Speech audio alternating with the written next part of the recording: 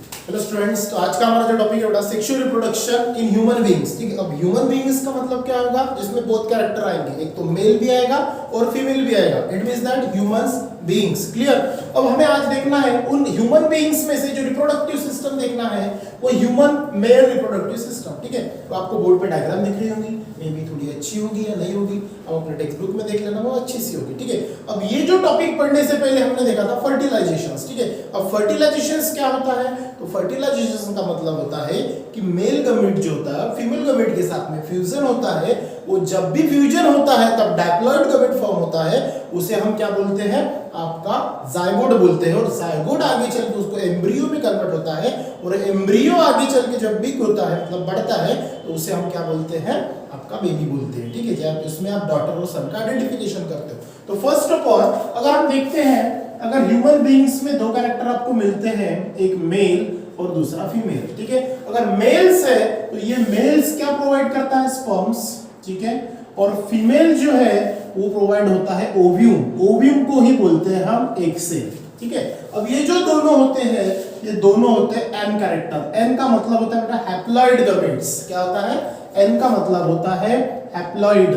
ठीक है, हैप्लॉइड का मतलब होता है नंबर ऑफ क्रोमोसोम्स इज 23, जिसके अंदर में हाफ क्रोमोसोम्स होता है।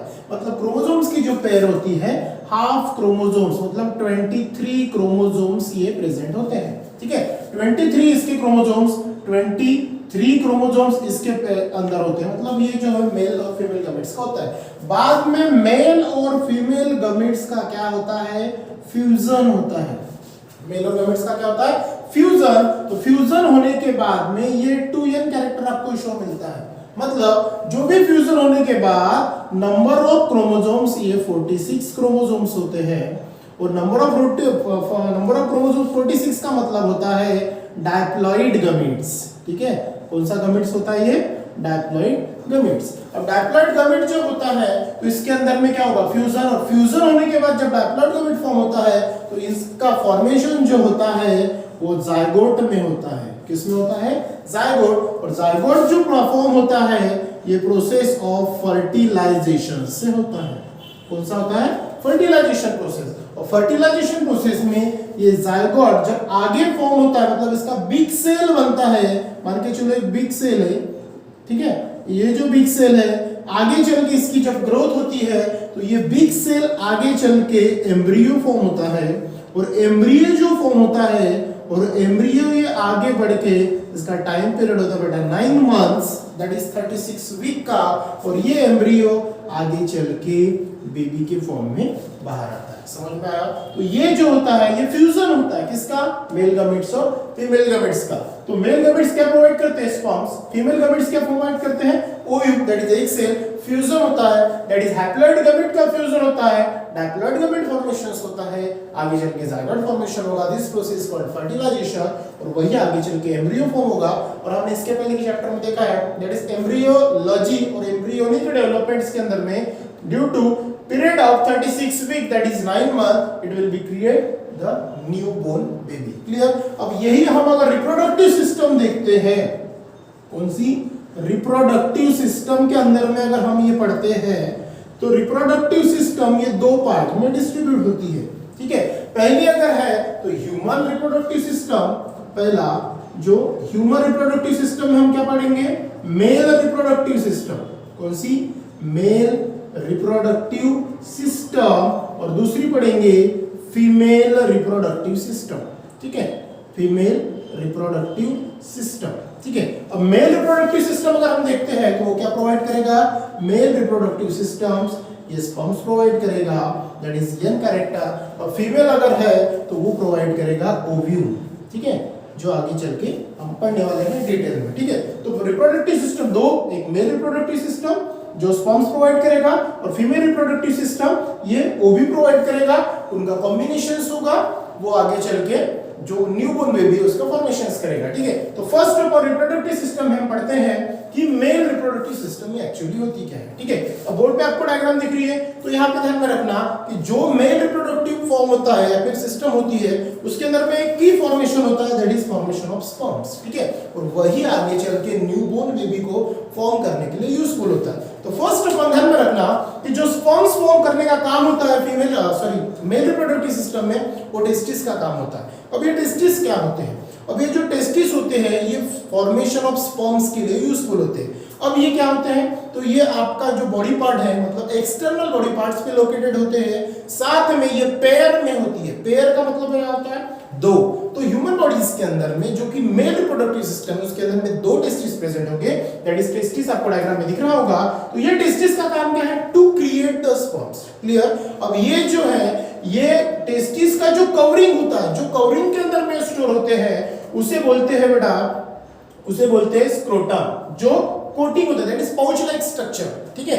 तो plastic like structure, pouch like structure जो होता है जिसके अंदर में टेस्टिस स्टोर होते हैं, that is called scrotum. Testis के ऊपर में जो कोटिंग होता है दैट इज लेयर, ठीक है। तो वो लेयर को बोलते हैं हम एपिडिडर्मिस, दैट इज कॉल्ड लेयर, ठीक है। ये क्या करती है? एक लेयर होती है जो टेस्टिस को कवरिंग करती है, और उसी का काम है कि वो एपिडिडर्मिस, जब फॉर्मेशन ऑफ स्पर्म्स होता है in testis, they will be travel to one place to another place, ठीक है। अब ये जो एपिडिडर्मिस होता है, इसे एक क्या होता है बेटा? एक ट्यूब लिंक आपको दिख रही है, और वो ट्यूब को हम बोलते हैं वास डिफरेंस। क्या बोलते हैं? Vas deferens. ये चीज ध्यान में रखना कि जिसके चलते ये जो स्पर्म्स है, टेस्टिस, उसके बाद में एपिडिडर्मिस, फिर ट्रैवल होते हैं वास डिफरेंस, फिर वो आगे चल के पहुंच जाते हैं सेमिनल वेसिकल्स के पास में। किसके पास में? Seminal vesicles. जब भी सेमिनल वेसिकल्स के पास में ये जब पहुंचते हैं, तो वहां पे उसे और सिक्रेशंस ग्लैंड्स मिलती है, जो कि अपना कुछ सम अमाउंट ऑफ सब्सटेंस उसके अंदर में ऐड करती है।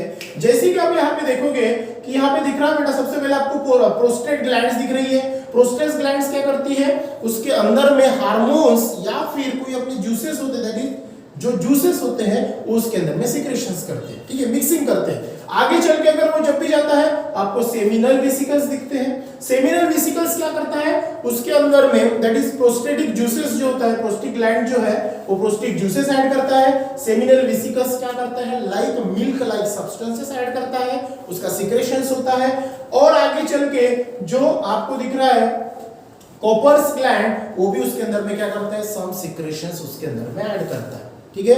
अब इन सभी का मिक्सिंग जो होता है वो स्पर्म्स के अंदर में होता है, और वो सब मिक्सिंग होने के बाद इजैकुलेटरी डक्ट होता है। इजैकुलेटरी डक्ट का मतलब होता है उसे बॉडी के बाहर रिमूव करना, दैट इज ट्यूब के फॉर्म में। ये जो आपको एक ट्यूब दिख रही है, वो फॉर्म से क्या होता है? स्पर्म्स का मिक्सिंग होता है, कॉम्बिनेशंस होता है, और वो स्पर्म्स जब एक्सटर्नल बॉडी के बाहर लोकेटेड होता है, दैट इज पेनिस, तो वहां से वो बॉडी के बाहर सिक्रेशंस होता है, that is milk like structure, whitish substance होता है, और वो एक स्पर्म्स होते हैं। और ये जो है, ये टेस्टिस जो होते हैं, इसके अंदर में जो स्पर्म्स की कैपेसिटी होती है बेटा, वो होती है 200 to 300 ल्यूकोम, ठीक है। ल्यूकोम के फॉर्म में होता है, और ईच ल्यूकोम के अंदर में 2 to 3 जो है ये क्या होता है? सेमी विकोन्स होता है, ठीक है। और उसका सिक्रेशंस जो है जब आगे चलता है, अब ये जो स्पर्म्स है जब बॉडी मतलब बॉडी के बाहर रिलीज होते हैं, और बॉडी के बाद रिलीज होने के बाद जब ये फीमेल कैरेक्टर्स के साथ में क्या होगा? इसका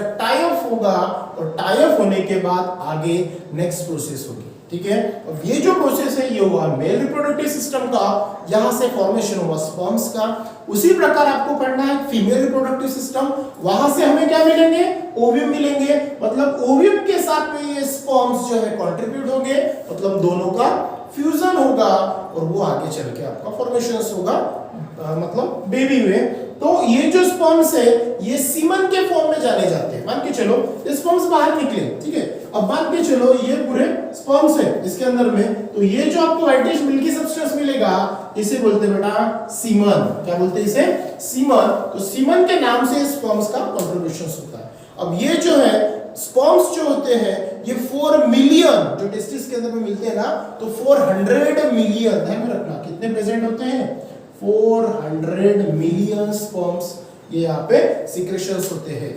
क्लियर? तो ये था सिंपल सा आपका ह्यूमन मेल रिप्रोडक्टिव सिस्टम, ठीक है। इसके डायग्राम निकालना, ये थोड़ा सा क्योंकि इसकी डायग्राम आती है और ये लेवलिंग के लिए आती है एग्जाम में 2 या 3 मार्क्स की, ठीक है। इसके बाद हम कंटिन्यू करेंगे फीमेल रिप्रोडक्टिव सिस्टम। सो